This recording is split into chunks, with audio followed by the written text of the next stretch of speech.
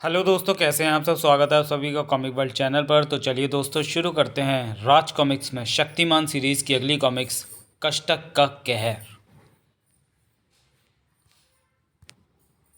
Bhishma international क्रट TV serial Shaktimaan पर आधारित। ब्रह्मांड कायम है तो ये संसार कायम है, और संसार के साथ ही कायम है मानवता। और ये सब इसलिए कायम है क्योंकि कायम है पुण्य और सत्य का साम्राज्य, उन पुण्य शक्तियों की वजह से जिनमें से एक है शक्तिमान।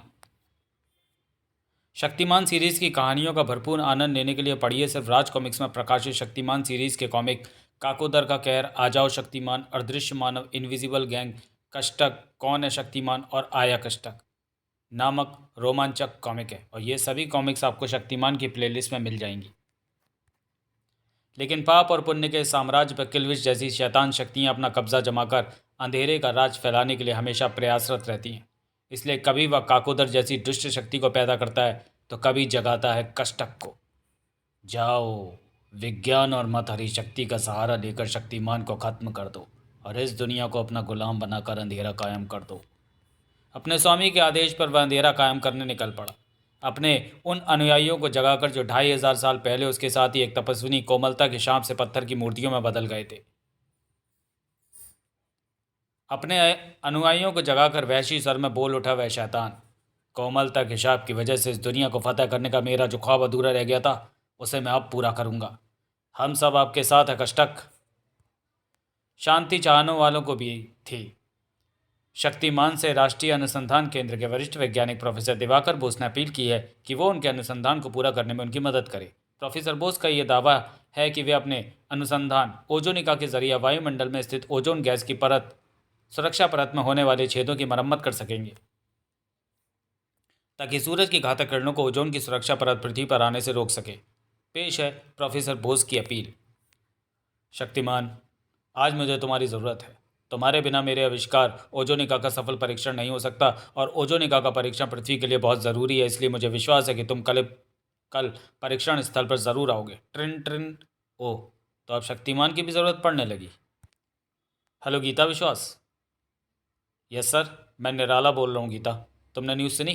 गीता, यह न्यूज़ अपने पेपर के शक्तिमान विशेषांक के लिए बहुत अच्छी खबर साबित हो सकती है। तुम किसी तरह ये जानने की कोशिश करो कि प्रोफेसर बोस का ये ओजोनिका का आविष्कार है क्या, और उस आविष्कार के परीक्षण में ऐसा कौन सा काम है जो सिर्फ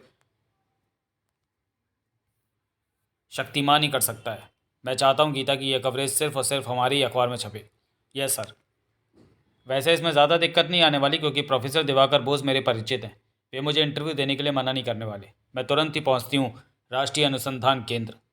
नमस्कार प्रोफेसर। अरे Geeta, welcome my daughter, welcome. अच्छा हुआ तुम आ गई। कितने दिनों से मैं तुम्हें देखा नहीं था, शायद तब से जब से तुम्हारे पापा रिसर्च के लिए विदेश गए। एम आई राइट? यस। लेकिन आज मैं यहाँ आपके दोस्त की बेटी की हैसियत से नहीं, एक पत्रकार की हैसियत से मिलने आई हूँ, आपका इंटरव्यू लेने के लिए। ओह, आई थिंक तुमने इस बात का फैसला इसलिए किया होगा क्योंकि मैंने शक्तिमान से मदद मांगी है, राइट? नो, मैं तो इसलिए आपका इंटरव्यू लेना चाहती हूँ कि आखिर आपका वो कौन सा आविष्कार है जिसके लिए आप शक्तिमान से मदद लेना चाहते हैं। कई सवालों को मिलाकर एक सवाल अच्छा कर लेती हो। आओ मैं तुम्हारे सवालों का जवाब देता हूँ। केबिन की तरफ बढ़ते प्रोफेसर बोस और गीता को इस बात का तनिक भी आभास नहीं था कि एक बहुत बड़ी मुसीबत भी राष्ट्रीय अनुसंधान केंद्र में प्रवेश कर चुकी थी, और उस मुसीबत का नाम था कष्टक। इस दुनिया को अपने कदमों में झुकाने के लिए मुझे विज्ञान के जिस सहारे की ज़रूरत थी वो मुझे तेरे रूप में मिल गया प्रोफेसर बोस। इसलिए तू कष्टक से बचा नहीं रह सकता। मुसीबत धीरे धीरे प्रोफेसर बोस को अपने शिकंजे में कसने के लिए बढ़ रही थी, लेकिन वे उससे बेखबर गीता को अपने आविष्कार के बारे में बताने में मशगूल थे। वेल, तो तुम्हारा पहला सवाल मेरे आविष्कार के बारे में था। ओजोनिका। ओजोनिका है मेरे आविष्कार का नाम। ये ओजोनिका आखिर है क्या चीज़? इसके बारे में तो मैंने अभी तक किसी को नहीं बताया, लेकिन इतना समझ लो कि ओजोनिका एक बम जैसी चीज़ है। बम? यस, बम। दुनिया का पहला ऐसा बम जिसका ब्लास्ट मानवता की भलाई के लिए होगा, लोगों का जीवन बचाएगा ये बम। कैसे? मेरा यह बम ओजोन की सुरक्षा परत में होने वाले छेदों की मरम्मत करेगा। Very interesting professor. क्या दुनिया के सारे बम ऐसे नहीं हो सकते? हो सकते हैं अगर दुनिया के सभी इंसान तुम्हारी तरह अच्छा अच्छा सोचें। वैसे मैं तुम्हें बता दूं, दुनिया में बमों का आविष्कार सिर्फ लोगों को मारने के लिए नहीं होता है, बल्कि इसलिए होता है कि लोगों को उन बमों से डराकर गुलाम बनाया जा सके और उन पर राज किया जा सके। मैं भी चाहता तो अपने इस ओजोनिका में थोड़ा फेरबदल करके इसे इस दुनिया का सबसे घातक बम बना सकता था। आप ऐसे बमों और मिसाइलों से होने वाली विभीषिका से अच्छी तरह परिचित हैं, इसलिए आप ऐसा कभी नहीं कर सकते। ये प्रोफेसर ऐसे ही करेगा लड़की, सारी दुनिया के साथ साथ ये तू भी देखेगी। ओह नहीं, नहीं। गीता विश्वास के चेहरे पर नजर पड़ते ही कष्टक ऐसे चौंका था मानो उसके पाँव के नीचे ज्वालामुखी फटा। आश्चर्य से खुले उसके मुंह से निकला वह नाम, कोमलता। ये तो वही कोमलता है, 2500 साल पहले जिसके शाप ने मुझे और मेरे साथियों को मूर्तियों में बदल दिया था। ओह, 2500 साल पहले की ये कोमलता आज गीता विश्वास के रूप में मौजूद है। मुझे इससे सावधान रहना होगा। कोमलता के ख्यालों में डूबे कष्टक के मस्तिष्क को गीता विश्वास की आवाज़ एक बार फिर वर्तमान में ले आई। आपका ओजोनिका दुनिया के लिए बहुत बड़ा आविष्कार है। It's great professor. ठीक कहा, लेकिन मेरा ये आविष्कार तभी ग्रेट हो सकता है जब शक्तिमान मेरी मदद करे। शक्तिमान शक्तिमान इसमें आपकी क्या मदद कर सकता है? देखो, मैंने ओजोनिका को ठीक उसी जगह स्थापित करना है जहाँ से ओजोन की परत पतली होने लगती है। हमारा अच्छे से अच्छा रॉकेट भी ओजोनिका को वहाँ तक नहीं ले जा सकता। उसे वायुमंडल में ले जाने में ज़रा सी भी भूल हुई तो बजाय फ़ायदे के नुकसान हो सकता है। इसलिए मैं चाहता हूँ कि शक्तिमान खुद मेरे ओजोनिका को वायुमंडल में ले जाकर स्थापित करे। और ये तुम्हारी मदद से आसानी से हो सकता है गीता। मेरी मदद से?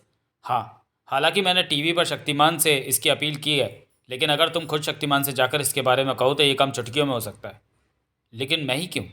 इसलिए क्योंकि तुम्हारे सिवा आज तक शक्तिमान तक कोई नहीं पहुंच पाया। प्लीज़ गीता, मानवता की भलाई के लिए तुम ये काम करो।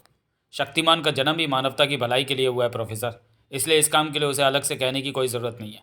फिर भी अगर आप कहते हैं तो मैं पूरी कोशिश करूंगी कि आपकी बात मेरे ज़रिए शक्तिमान तक पहुंच सके। Thank you Geeta, thank you very much.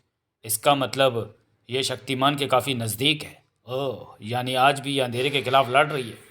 और शायद ये मेरे लिए अच्छा ही है, क्योंकि इसकी ये लड़ाई मेरे बहुत काम आएगी। कष्टक की आंखों में एकाएक बढ़ गई चमक बता रही थी कि उसके षड्यंत्रकारी दिमाग में कोई योजना जन्म ले रही थी गीता के विरुद्ध। ओके प्रोफेसर, चलती हूँ। ओके। प्रोफेसर के कमरे से बाहर निकलते ही गीता का सामना उस मुसीबत से हो गया। आई! उसने संभलना तो चाहा लेकिन संभल ना पाई। कष्टक की तलवार खाएगी से निकली मथरी शक्ति ने गीता के मस्तिष्क से टकराकर उसे इस दीन दुनिया से बेखबर कर दिया था। तुम मेरी गुलाम हो। हाँ, मैं आपकी गुलाम हूँ। क्या हुक्म है मेरे आका? मेरे साथ चलो। जो हुक्म मेरे आका। शाबाश, ये लो, संभालो इसे। इसमें एक ही गोली और निशाना भी एक ही है, शक्तिमान। अब जाओ और जाकर खत्म कर दो शक्तिमान को। जो हुक्म मेरे आका। रिवॉल्वर लेकर यंत्र चालित सी गीता बाहर की तरफ बढ़ी तो कष्टक के चेहरे पर मौजूद शैतानियत में और भी ज़्यादा निखार आ गया। इस बार बहुत आसान होता जा रहा है सब कुछ, और ये सब इस बात की निशानी है कि अंधेरा कायम रहेगा। अंधेरा कायम करने की कष्टक की उस मुहिम में एक रोशनी के रखवाले की बलि चढ़ने जा रही थी। रोशनी के एक उपासक के हाथों गोली चली, टिंच। लेकिन निशाना रोशनी का रखवाला नहीं, शीशे में दिखता उसका अक्स था। छनाक!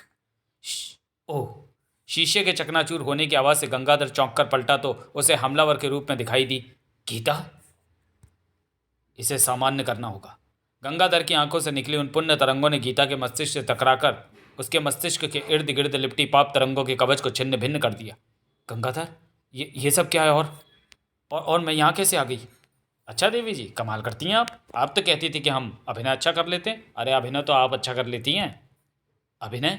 हाँ देवी जी, हाँ अभिनय। आई तो थी आप हमारे प्राण हरने, लेकिन निशाना चूक गया तो अभिनय करने लगी।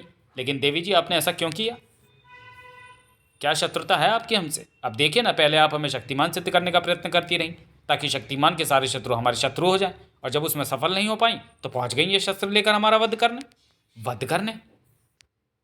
जी हाँ, वो तो भला हो उस दर्पण का जिसने अपने वक्ष पर आपके इस आग उगलू यंत्र से निकले आग के गोले को झेल लिया और पंडित गंगाधर विद्याधर मायाधर ओंकारनाथ शास्त्री को स्वर्गीय पंडित गंगाधर विद्याधर मायाधर ओंकारनाथ शास्त्री बनने से बचा लिया।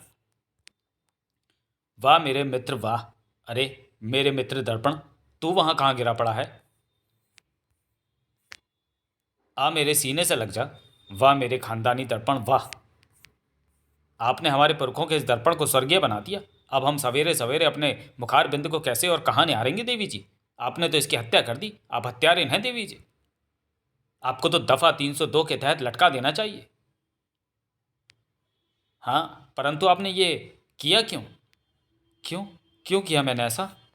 ओह। उफ। उफ। मैं सचमुच हत्या करने आई थी गंगाधर, लेकिन तुम्हारी नहीं, शक्तिमान की। शक्तिमान की हत्या? बुरी तरह चौंका जरूर गंगाधर, लेकिन उसने उन भावों को अपने चेहरे पर नहीं आने दिया।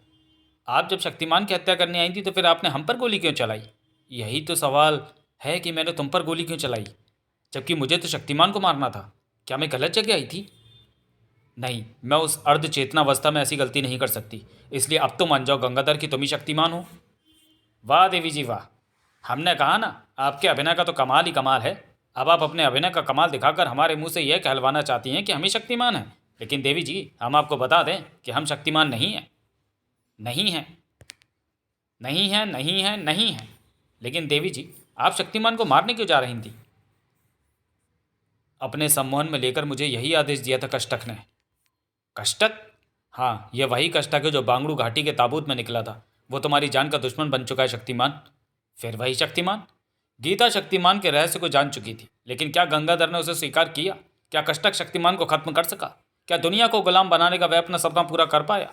ये सब जानने के लिए पढ़े सिर्फ राज कॉमिक्स में प्रकाशित कष्टक का अंत। तो चलिए दोस्तों, वीडियो को यहीं समाप्त करते हैं और मिलते हैं शक्तिमान सीरीज की अगली कॉमिक्स कष्टक का अंत में। तब तक के लिए धन्यवाद।